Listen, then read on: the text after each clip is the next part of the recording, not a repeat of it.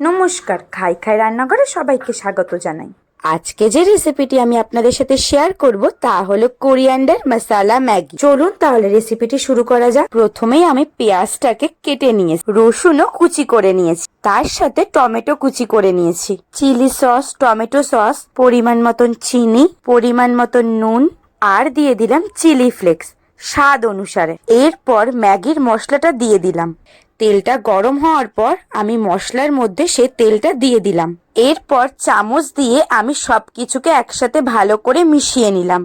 এবার আমি gas on করে তাতে পরিমাণ মতন জল দিয়ে ম্যাগিগুলোকে দিয়ে দিলাম। 2 থেকে 3 মিনিট পর আমি ম্যাগিটাকে নামিয়ে নিলাম।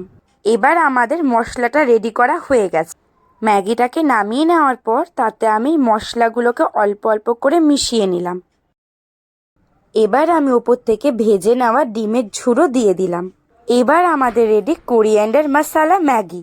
ভিডিওটা যদি আপনাদের ভালো লেগে থাকে লাইক, শেয়ার, সাবস্ক্রাইব করে দেবেন। নমস্কার, সবাই ভালো থাকবেন, সুস্থ থাকবেন। দেখা হবে আবার নতুন একটি রেসিপি নিয়ে আপনাদের সাথে।